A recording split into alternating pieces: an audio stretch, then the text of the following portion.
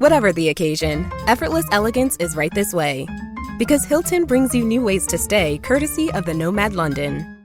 And it doesn't stop at award-winning dining in a space draped in velvet and illuminated by vintage chandeliers.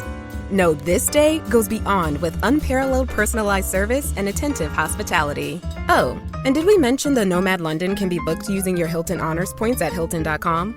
Hilton, for the stay. After Zoomies at the dog park, it's time for Drive Up at Target. In goes a big bag of kibble and one squeaky chicken toy for the good boy. Drive Up that's ready when you are, only in the Target app. Just tap Target. McCrispy strips are now at McDonald's. I hope you're ready for the most dippable chicken in McDonald's history. Dip it in all the sauces. Dip it in that hot sauce in your bag. Dip it in your McFlurry. Your dip is your business. McCrispy strips at McDonald's. Welcome to Wrestling with Heart, a podcast looking at pro wrestlers giving back to their community. Join me, Stanley Carr, as I interview wrestling's hottest names who use their platforms as entertainers to raise awareness and do community service. Hello and welcome to another edition of Wrestling with Heart. This is the show where we talk with professional wrestlers and professional wrestling personalities about their lives in and outside of the ring, as well as doing acts of charity work, community service, volunteering, and spreading positivity. We're always about the positive vibes here on the show. And with me right now, I've got a very special guest. He is a pro wrestler, powerlifter, actor, also has a YouTube channel, Ted Arcidi. Pleased to welcome him to the show, Ted Arcidi. Welcome to Wrestling with Heart. How you doing, everybody out there? You guys are what, Central Time? Yes. So where are you out of, like Indiana or somewhere? We're out of Tennessee. Tennessee. Talk to me about your childhood. Where are you from? Childhood. I was abandoned on a doorstep. No. I was raised Roman Catholic, 6 siblings. My mom was a nurse. My dad was an orthodontist, went to parochial schools, you know, the whole gamut, because at the time public schools were starting to, deorientate away from, you know, family values and ethics and things like that. So they saw ahead and they put me in a good program with the parochial schools. And I played a lot of sports, but then I gravitated towards ice hockey. And I became kind of really good at ice hockey. I wanted to be a pro hockey player. And they told me to put on weight because I was a defenseman. And I had to kind of like maintain order in front of the net in the corners. And I was getting like the shit kicked out of me. I used to play at the ponds, street hockey every day. And when I had a vacation, which was a different vacation than the public school kids, I'd have the whole pond to myself. So I literally spent the whole day there practicing stick handling, shooting the puck and things like that. And then I started putting the weight on, you know, by lifting weights. And it became like an addiction. And I'm so happy I went that way. That was like divine intervention. And then I joined a gym and the rest is history. But yeah, good family, very lucky to have grown up in a big family because we had to, you know, we had to do our chores. We had responsibilities. And even though my family was pretty well off with my dad being an orthodontist in 2 different offices in 2 different towns, we had that good upbringing as far as a good work ethic. He was raised in Lawrence, Mass. With his family, brothers and sisters, 1 sister and a bunch of brothers. And my grandfather, he owned a chicken store in Lawrence, and they used to work at the chicken store, real hard work. They'd have to go up to, that was Lawrence, Massachusetts. They'd have to go up to New Hampshire every week on a Thursday, get the chickens from the farmers, and then bring it back to market, slaughter them, and put them in the store. And then he opened up another store in, I believe, Andover. So my grandfather, who only had like an 8th grade education, he really took in the American dream, and he bettered his kids. I mean, he put all his kids through college.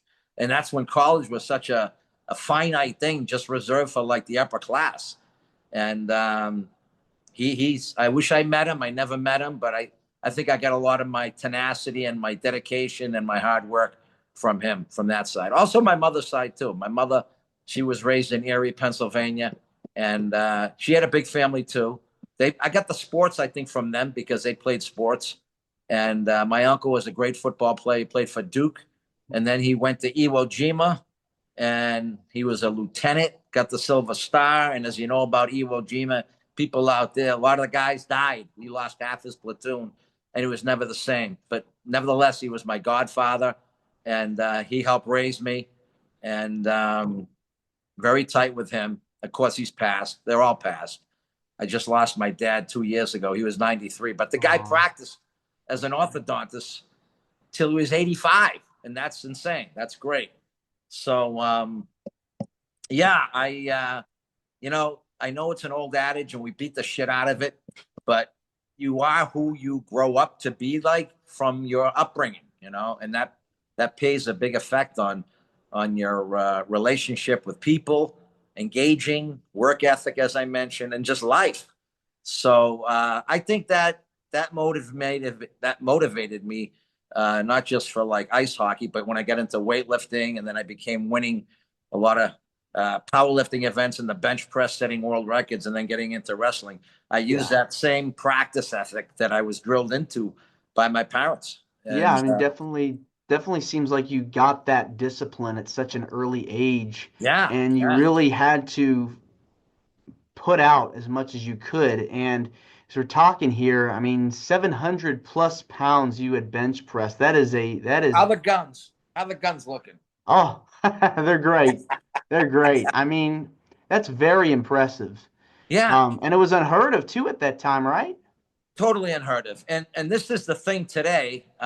You see a lot of things on YouTube and Facebook. These lifters, they say they're the new big bench press champion. Okay, you get this one guy, Julius Maddox, God bless him, but he weighs 450 pounds, and he uses wrist wraps, which help you bench like 10%. When I did my lift, I didn't have any wrist wraps, any elbow wraps, and I only weighed like 286, and I got 666 for 3 different reps before it got passed. So, a lot of people are in my court saying, that's still the strongest pound for pound. And even when I did the 705, the bench shirt I had on, if you could call it a bench shirt, all these authors, and I know myself, it was more like a equivalent to like an Under Armour shirt. It just kept me warm. It wasn't like protracting my arms like this. I mean, what kind of a bench press? How can you say you got the strength when you're like literally you're forced to do this all the way up to the bench until you have like at least 600 pounds to bring it down to your chest? That's cheating. People want to see the real fucking strength, Oh, is it okay if I swear? Yeah, we'll bleep it out. But it's all power. I mean, you have to really want to do this. And being involved in sports at such an early age, it teaches you so much. Do you recall any lessons that you learned growing up from playing sports that stuck with you over time? Yeah, I mean, when I was putting on the weight for hockey, I was in the gym and this guy says, "Hey, look on the counter there. Look, there's this poster hanging up. It's like a little 8x10 sheet, a piece of paper." And it promoted a bench press meet. First of all, I didn't know what the hell a bench press meet was. And I had a good bench at the time. I mean, just my first 6 months, 3 months of lifting, I benched 300. Then I got up to 400 in 7 months. And the year after that, I was benching like, 450, 460. And I was still playing summer hockey in the leagues. I was killing people. And I was kind of psyched about hockey. But when I looked at this bench press meet, I said, yeah, let me give it a shot. Because it had weight classes. And I go, well, how do you do this? Okay, there's 3 attempts. And then they kick your best attempt and you can win. And this was the New England Championships. And I'm thinking, I got to give it a shot. So I went in there with my brother, 2 brothers, Joe and Philip. Joe and Anthony. And it was all new to me. And I did the warm-up room and everything. And I went out for my first attempt. And I think I blasted 400 pounds up. And then I ended up getting a 440 for my best lift. And that was like second place in New England in my weight class. It was my first contest. And I was getting write-ups in the papers and stuff. And I'm thinking, screw hockey. This is even better. Getting that recognition. Yeah. And so it kind of was like addictive. And I realized that if I worked out harder, I can lift more, which makes sense. But I had to really dial into like, okay, what's going to make me get my bench better? And I did a lot of research. And the three major exercises that I found out that help you bench, you can't just bench and expect to become a good bench presser. Lat pull downs are really good.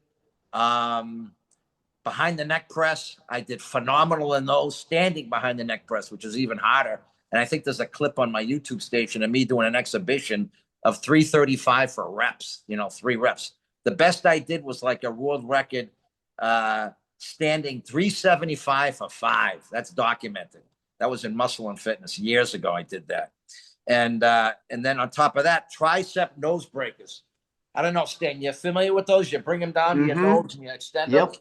I get up to 375 doing those. So coupled those 3 exercises combined, it was like a symphony. And it not only did it increase my back and my shoulder strength, but my explosion when I go off the bench. And that's what did it, man. That was the ticket.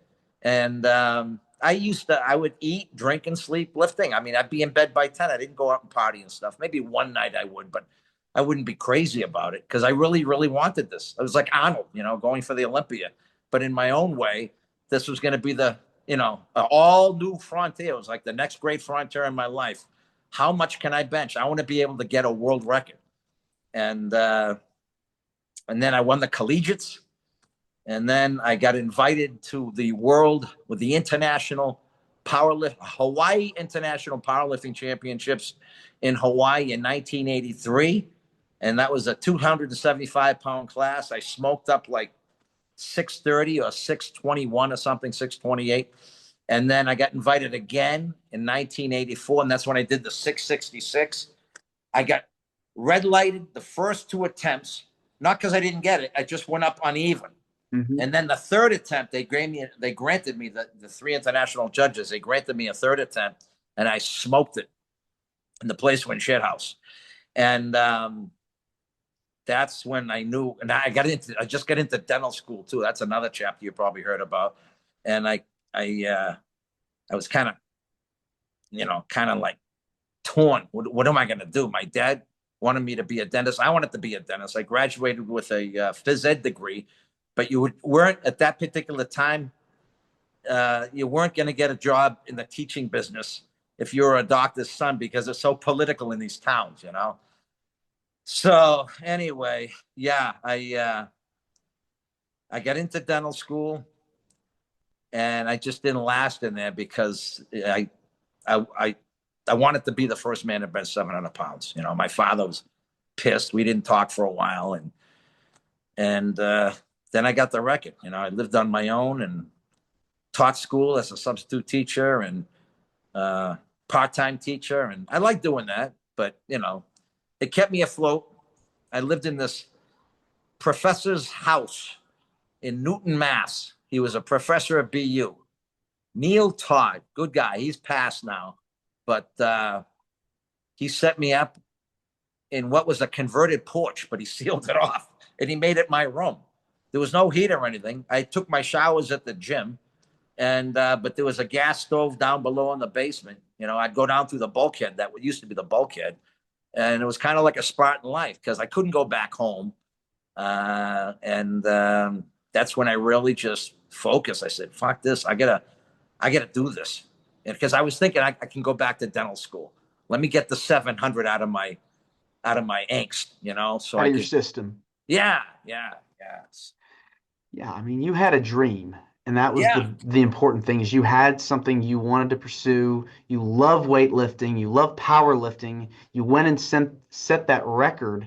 I mean, I'm sure your parents had to have been happy for you when you set that record.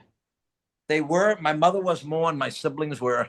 I still talk to them and my mom, but my dad, he was like, okay, you had your fun. I'll go back to dental school. But then he found out in the Boston Globe, it's like the biggest paper. This is before the internet. It's like the New York Times. They did a big story of me breaking the record and how I got invited to Vince McMahon's office. And I signed a contract with Vince McMahon and the WWF to be the new world's strongest man. Actually, the first world's strongest man. Ken Patera never had that moniker. And then he read that in the Globe. And I'll tell you, Stan, I wish I still had the recording, but I had one of those 1980s answer machines, with the beeps. And it was like the third beep. And at the time I started my vitamin company, my supplement company. I did my own labeled private supplements, amino acids, protein powder. I was making money doing that too, which was great, along with the teaching. So I'm thinking, okay, it's another order, another catalog or something. And it's my father. And these are his exact words. Ted, I just saw the article in the Globe. If you even harbor a thought of joining that circus, I'm changing the locks. Click. Stan, I wish I saved that message. I had it for like 20 years. I can't find the damn thing. But then he found out about that. And so he was kind of pissed. And we didn't talk for like a year anyway, even after that, until he saw me on TV. But I could see his point. He's the son of an immigrant, okay? And that's the immigrant culture back then. How's my son, I could hear him thinking out loud, how's my son going to make a living being a weightlifter, a champion even though, and how's he going to make a living becoming a wrestler, because that was considered in his generation really low brow, So he saw the momentum that McMahon brought with Hogan. And I just said, listen, I want to do this because this is like once in a lifetime. I got the record. He wants me. He's going to train me at their school down there. They want to get me out because Ken Patera was in jail at the time. And they needed a strong man to take his place. And I'll tell you, with everything hitting, how could you not want to get into that? Because it was just like instant celebrity, great money, especially if you learn the tactics, you learn the wrestling and stuff. So I went to, they put me through Tony Altamori School down in Connecticut, in Orange, Connecticut. And I'd stay down there for 4 or 5 days at a time and go back to Newton back and forth, until I was ready for TV. I wish I stayed there a little longer, but Vince wanted me right away. So I was at camp maybe 5 months. Usually I should have been at camp. Most people go to camp for 7, 8 months, So anyway, it worked out good though, because they put me in a lot of squash matches, easy matches, and I just get better as we did it. But was wrestling something you had watched as a kid before? I only started watching it like the first WrestleMania was Snooker and Hogan, because it was so well known then. It was so mainstream, as you could say. You put on the channel every weekend. You had that, and then you had World Class Wrestling, the Von Erichs right after that. So this was all new. Everyone in the gym watched it. It was, your dad must have seen it all the time because it took over. It was like the major thing on, and this is before everything got too diluted with all the stations on the internet and things like that. It was on cable. It was on regular TV. You can get it free TV, and people just congregated around it, and they loved it because they loved the old school, the psychology, the good versus bad. I think today it's a little diluted, it's a little convoluted, and plus back then we were big. We looked like we were wrestlers. Today there's a lot of technicians and high flyers, but you wouldn't recognize them in the airport. When we walked by, we got mobbed, everywhere we went. It was insane. So you felt like a rock star. But even then I had that, frame of mind. I'm going to work my ass off at this and learn the moves and learn to sell and learn the rap. And it worked out good. Vince took me, gave me opportunity, and then he gave me some great things. He got me in WrestleMania 2. He got me a wrestling doll. This is all in 1 year in the WWF. WrestleMania 2, he got me the doll. Main event with John Studd at the Boston Garden, my friggin' turf. We sold it out. That was a great match. That's on the Ted Arcidi YouTube too. And he put me over. And I got to say this, I'm jumping ahead a little too, but when I went down to the World Class Federation with Fritz Von Erich, I had to do a couple dark matches as a heel because I wanted to be a heel. And I trained to be a heel at Stampede Wrestling. And he wanted to see what I could do. And I loved being a heel. And after he saw the dark match, I think it was with Cousin Junior or somebody, and we worked up a good match. It was give and take. And then I just killed him. I had some great power moves just with a flying clothesline, going off the ropes, double axe handle, right in the back of somebody. And people believed it because, I mean, shit, how often do you go to an arena to watch a wrestler who really bench press fucking 700 pounds? And I remember Vince telling me that too. We want you because no one's going to believe what you did. And then they see you throwing meat around. And that's what they love. And I asked him, I go, you really want to put me with Stud as a main event right away? He goes, absolutely. Work a good match with Stud.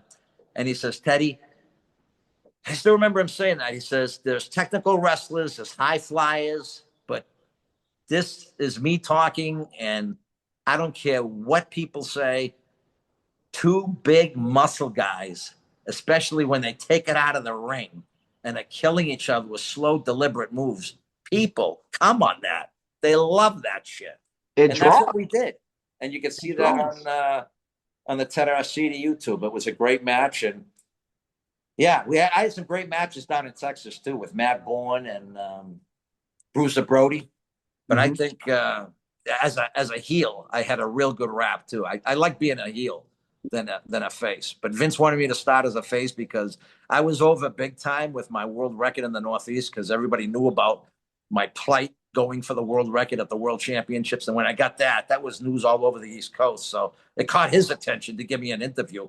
And that worked out well. So I guess you have to start as a face if you want to be a good heel. And that's just part and parcel for the business. What is it about being a heel to you that just made you go, man, this is so cool? Oh, you run the match. You run the match and you get people to fucking hate you. And you get people to think that, wow, he's going to kill this guy. And then somehow the other guy outsmarts me. And then he's doing a bunch of series of blows and a drop kick. And I get out of the ring and the place goes shit house. That's good. And then you come back and you go back and forth. And then you do your power moves and you just get over more. But it's like painting a picture. You have to start out, do your test of strength, throw him around, but then you let him and the crowd think he's outsmarting you, and then you just come back. You just come back with like a move out of the blue. Like he misses a clothesline, you turn around, he turns around, and you just nail him with your 26. And yeah, I had really 26-inch arms back then, and you just hear the crowd gasping. Oh my God, is that fucker dead? So, that's beautiful, man. That's beautiful. That's like theater. Yeah, I mean, it is acting. It's a part of it. I mean, you're out there telling a story with your opponent of why this is going on. What is the conflict here? Did you find training for wrestling to be harder than weightlifting? No. I think it was more time consuming because you had to learn the psychology. There was more psychology involved, and you just had to keep doing it. And I remember back when I was at wrestling camp, we did shows every week, maybe 2 shows a week. And that's when you were doing area high school shows with, mid-card people in the WWE and former WWE in front of 3,000 to 5,000 people. That's how hot wrestling was, even in the gyms and stuff. And so that was pretty cool. That was a trip in its own, because people are thinking, wow, that guy, I know he's going to go somewhere. That's that Ted Arcidi. That's the guy that just set the record. And I was like a Russian or something then, or I was something. I was just a steamroller. But you work it. You work it, and you just get better at it. You can't not get better at it. It's a mathematical certainty. Just like acting, you have to just know your parts. Know your lines. And then when you get on camera, then you can spit out anything you want as long as you stay with the dialogue. And they like that because you don't want to go by the book. They want to see you, whether it's in the ring or if you're on film, they want to see the real you persona come out. And it just takes practice. But I still say, if you put the time into it, you can do it, but luckily I had the size too. So that carried a lot.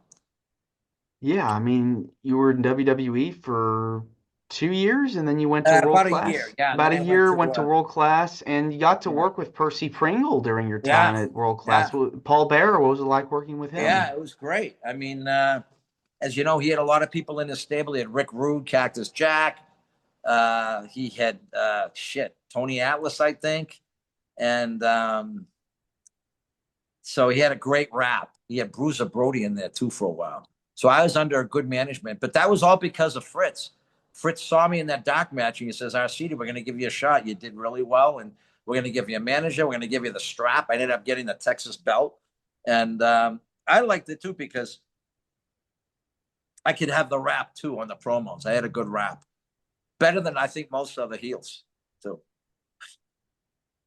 Yeah, I mean, having that size, being able to wrestle at a pace that you're as you're talking, you're in control of the match and trying to get the guys over, trying to carry them to the next level, really um, set the bar high for some success there. I mean, you had an incredible run in WWF and in the world class.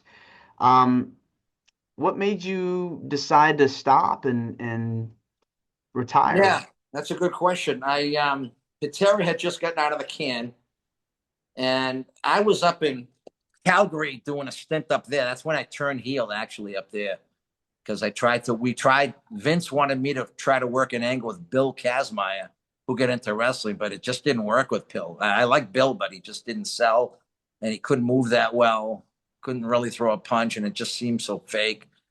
And then I decided I was waiting, to get a call because Patera came back and we would have been a great tag team because I would have been a heel then. But Vince, he says, no, not yet. I said, well, I'm going down to world class. I'm going to work down there. He goes, okay. And we'll get back to you. Just keep working your thing. And I did that. And I stayed with world class for a good year. And but Vince never got back to me because I don't know. They used Patera in a different. They turned Patera face or something, and they were still going to call me back, but I didn't. I didn't want to wait it out. So I actually I left the business, and that's when I had my vitamin supplement company. Remember, I had that going Mhm, back in '84. mhm. Well, at that time, that was growing like it burgeoned astronomically. I was in GNCs, health food stores.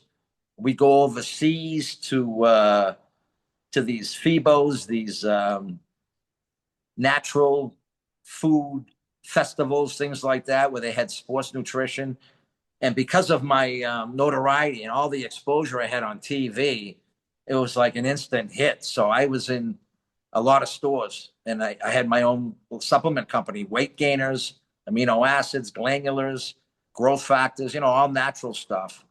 Um, and it was just I was utilizing the exposure I had with Vince McMahon because everyone knew who I was, and they knew that I had some smarts because I had a biology degree equivalent because I took all the sciences to get into med school, dental school, and I formulated my own supplements. So that was the byline, that was the story. And I even wrote articles for Joe Weider, who was a great guy who took me in, and I helped his magazine, but he helped my vitamin company too because I'd write supplement recommendations and lifting recommendations, different types of exercises I would promote, and just my lifting was still going strong. And another thing I used to do for the vitamin companies like GNCs and health food stores and gymnasiums to get into their line of stores, I said, listen, I'll do something better than these other friggin' pencil pushers that don't even have their own person that created the supplement line. I did. So I know these things. They work. I tried them. I use them for recuperation. I'm getting positive nitrogen balance. I'll do exhibitions. And they said, absolutely, that would be great. And we go to like a GNC in, let's say, Maryland at Haversville Mall or somewhere. And they would set up a behind the neck press exhibition because that was the most impressive thing to do. Benching is great, but behind the neck press, standing behind the neck press, not jerking, pushing over 315 pounds over your head for reps. That stops friggin' traffic. So we would go there, and the whole mall, just because of my name, not trying to blow smoke up my ass, but because I was doing a real exhibition, real weights, not a how-to like doing curls. And the place, it was mobbed. And then my supplements, I'd talk about them and they'd be selling out. So it really worked out well. And I kind of never get back to wrestling because I ended up getting a family and I wanted to settle with the family. And yeah, I ended up settling up in Manchester, New Hampshire, where I am now. My dad and I bought this building in '99.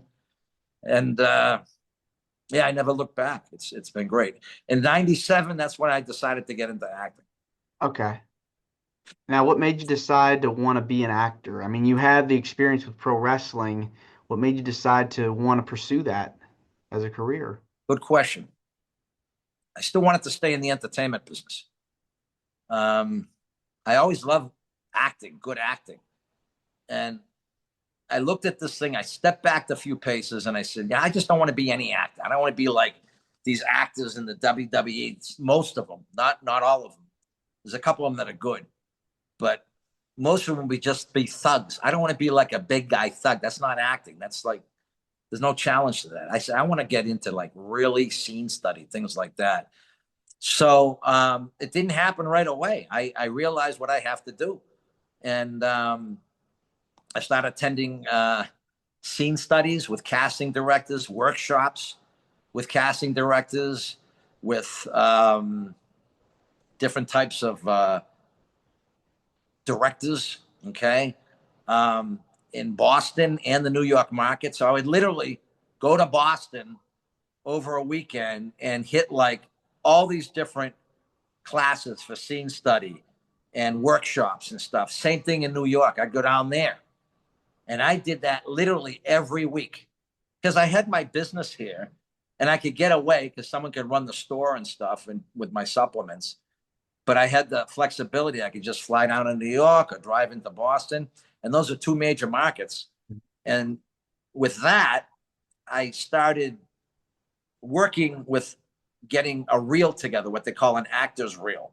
And I would get non-union commercials, a lot of student films, but student films, you don't get money. And even low budget films, you don't get money. And I didn't give a shit about the money because I already had money. I just wanted to do the work. I wanted to get the work in there. So I ended up getting real good scenes and you put them on the reel. And some of these movies, I mean, a couple of them, they made it right to Sundance, you know, and South by Southwest. So that was really good exposure. So I put all this together and then I put it in a actor's reel and I sent it to, I had the mailing list of like, I don't know, there's got to be like 200 agents for film and TV and commercials. I ended up getting an acting, film and TV agent and a commercial agent. So that worked out well. And then I just started hitting things. And my first broadcast on national TV was Law and Order back in 1998, you know. And then I did I had done, CVS commercial. I did that around here before I went down to New York. So I had some cred. You had to get some cred. And then once I was in New York, I started getting calling. But it wouldn't have been if I didn't do the work. I mean, for like, you know, several years, even when I was working down there, I was hitting these things every weekend because there's that work ethic again from my parents. Work your ass off because there's someone else there that's working out even harder than you, and you got to do that. And I loved it because I knew it would make me a better actor, studying the scenes, memorizing the scenes, trying it different ways. So when you go to these auditions, and I used to do this, I tell a lot of people, I'd go to NYU or Emerson College or Boston University that had great communications program, great acting program. And the student films, because they would audition. You want to audition for them in the spring because it was part of their senior thesis or their master's thesis. And I said, you know something? I'm not too concerned about the dialogue or the way of the storyline or the screenplay. I just want to go in front of these bastards and audition and get so used to it. So I'd go in there. I didn't even know what it was, but I'd audition. I'd look at the part and I'd just throw it at them different ways. And they love me. But that's the whole idea. You got to get in front of these bastards and give it right back at them like you don't care. And that's how I still feel today, because I know someone's going to pick me for something. So I don't care. I'll go in there. I'll run it different ways. And the fact that you're repeating it, you're doing repetitions, you're doing an audition here, an audition there, and audition, audition, audition, and then all of a sudden something hits. Oh, it's great. Yeah, you're getting that experience. Yeah. And then speaking of that, I just, shit. Well, let me see. Stan, we had COVID, right? Mm-hmm. That was for like 4 years. Then we had the actor strike. And then a lot of people don't know, but I had to get both my knees replaced at the same time. That sucked because I was like a cripple for 2.5 years before I had that done. I could barely walk. I had that done. And I just started auditioning in December, this past December. And I'm starting to hit stuff. I just got on the this new HBO show called The Chair Company. Now, outside of wrestling and acting and weightlifting, you've also done a lot of charity work. Worked with various organizations. Let's talk about that. Talk to me about some of the stuff you've done as far as helping out in your community is concerned. You know, I think it's important giving back. I just ran I do a lot of signings now that people know I'm back in the game and stuff, because they couldn't get a hold of me, you know, after COVID and the actor strike. They didn't know where I was, but since I did one podcast, it as you know, it kind of like burgeons and it just snowballs. I'm almost doing one a week now. But when I do the signings, especially I did a signing here. I just did a signing in New Jersey and New York about 2 or 3 weeks ago. But I did a signing here a week ago, and I raffled off 2 of my wrestling dolls still in the package. They're like $2,000 value because they're hard to find. But I did it for free just because I want to give back to the community. So we had a real good turnout for that. And I feel good. I just, you know, we were paid a lot of money, you know, and to wrestle, and the merchandise, the dolls, the shirts, the TV shirts, the posters, everything else. And I just want to give back. And I'm also, as you mentioned, I'm doing a fishing derby. I'm holding a trout fishing derby at my farm in Milford, New Hampshire. It's a stock pond in the farm. I got about 3,000 trout, and I'm going to, no registration fee, so that's free. Free food, free drink, and cash prizes for tagged trout. That's a trout. There's 3 of them that are tagged. If you catch one of those trout, or a couple of them, if they got the tags on, you get $200 a trout. And then the largest trout will give you like $200 or $300 too. So I think the fact that it's free, I'm promoting it, I'm giving back to the community. I like doing that. And I've done a lot with churches around here too, even while I was not acting and stuff. My business, my Weightlifter's Warehouse, my store, we're doing very well. The building, we're doing very well. And so I feel a need to give to the churches for their construction projects and things like that. So yeah, I'm a firm believer in that. And I think it goes a long way. Was there a particular moment where you were helping someone that was very heartwarming? All the time. Whether it's someone in a store, a grocery store, they're trying to dig for change and stuff, and I just tell the cashier, hey, I'll take care of that. Don't worry, you know, that makes me feel good. Or you know, the churches, when they're trying to get something done, like for instance a sidewalk, they got to get it fixed because parishioners will get hurt. And I try to say, I'll do it anonymously, you know, and they like that. And that really, and then they find out it's me, and they come up to me and they say thanks. So I think it's the right thing to do. But I think the most personal ones are the ones that I help out in stores. They have no idea who I am. I just tell them, you know, I won megabucks, you know, which I really did, because I'm just so grateful for the opportunities and the rewards I'm getting now. So how can you not want to give? You know, I kind of hear my mother saying that too. So I make a point to doing that, helping the homeless, even though a lot of people say, well, you're just going to give to the drinking or that. I say, yeah, but what if this guy's just out there? What if he's just really trying to get a jacket, or if he's just trying to get a meal or something for the night? You don't know. And, you know, $20 isn't going to break you. So I try to make a point to do that. And I know sometimes it might go to waste and stuff, but the thought's there, and there's a chance that it's not going. So yeah, they all have a personal effect on me, and I like that because it's it's the Holy Spirit looking down on you. Jesus is happy what you're doing, and he's showing you love. And then I think he shows it in the pay forward with opportunities I get, like with the acting and everything. So, yeah, and I'm not doing it just because I want to, I'm not making a deal with God saying, listen, I'll do this, but make me this and that. You still got to work for it. But I like to do my part. If you're offered money, if you're given a lot of money and I'm making money, and you have an opportunity, I think as a human being, how can it not feel right not to give? You have to. And even when I wasn't making money, I still gave something to some people. You can tell when people are struggling, things like that, But then getting back in another notion, Vince McMahon, especially that federation, we became overnight sensations. I mean, all of a sudden I'm making $100,000 a year, from a teacher's salary and a dropout out of dental school. And, I invested that money and the money that I made with the vitamin company and stuff like that. I invested that money into my weightlifting store in the building I bought with my dad. But I don't like when people get this premonition or they get this notion, okay, they made more money than me, some of these top 10 wrestlers. And they're down and out. They didn't think it was ever going to end. They put it up their nose, or they just blew it on partying and stuff like that. And then all of a sudden they don't have any money. And so the earliest initial reaction is, and I hate this, it bugs me. They try to take Vince McMahon to court or something because he was around when they took drugs. And I go, stop right there. Vince is not your mother. He's not a therapist. He's not a kindergarten teacher. You guys were adults.